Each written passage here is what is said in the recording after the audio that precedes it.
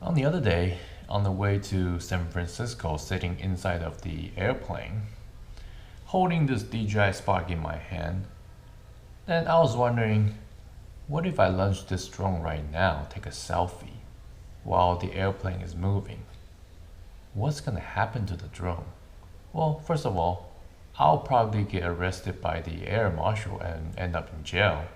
But hypothetical speaking, would it shoot straight back to the tail end at the opposite velocity of the aircraft and hit the stewardess in the face?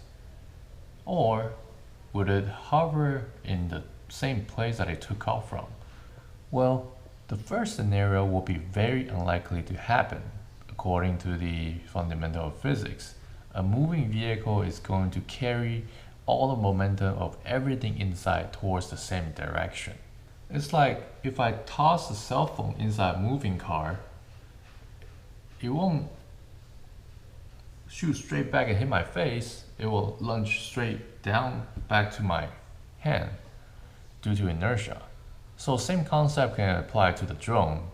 Lunge off in the aircraft and it will hover in place inside a moving aircraft.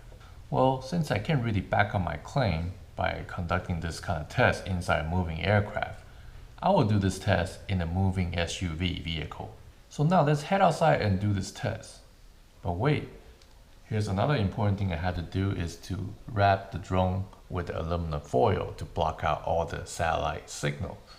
That way, the drone's positioning won't get locked down by the GPS coordinate. If the drone's positioning is locked down by the satellite signal, it will hover at its takeoff position or coordinate. So it will look as if it's flying back when the vehicle is moving forward, like this. Whoa. And the whole point of this experiment is really to see if the air current inside the moving vehicle is enough to carry the drone with it without the pilot having to inputting any forward action. And let's see how it turns out. OK，走了。等一下，我照那个数字，照数字我就跟你讲啊。好，数字到了。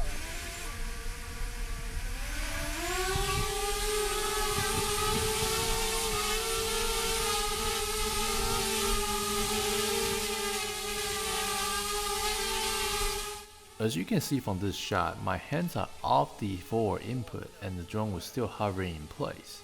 And here's another shot. Take a closer look at the screen. It shows a yellow bar, which means I'm on ATTI mode, which is not locked down by the GPS signal. And here's the interesting part. As my mom brakes, the drone keeps going forward and hit the dashboard. And that's because the inertia keeps carrying the drone forward. So in all reality, the drone will hover nicely inside the moving vehicle. And let's make the experiment a bit more interesting. Theoretically speaking, if a drone chases right behind the SUV with some kind of forward input to it, as it reaches inside the vehicle, the drone pilot wouldn't have to apply any forward inputs and the drone will still move along with the moving vehicle because its air current is carrying the drone with it. And let's see if that's really true. Now let's do the drone chasing scenario to see if the drone will hover inside the moving car without any forward input after the drone gets inside the car. But one thing I didn't notice is the aluminum foil doesn't work very well blocking out the satellite signal when I'm outside. So I had to find a parking garage to block out the satellite signal completely.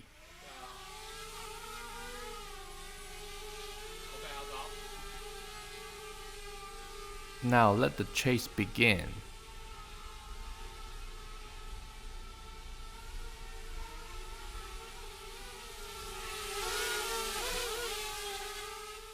As you can see, I let go of the right joystick, which is the forward input. The drone is still hovering along with the moving vehicle forward.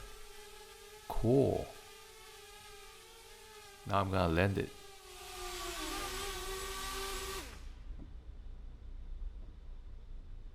So if I can get permission to fly my drone inside the airplane, I technically can have it hover inside the airplane at the same speed that the airplane is traveling, which is around 3 to 500 miles per hour.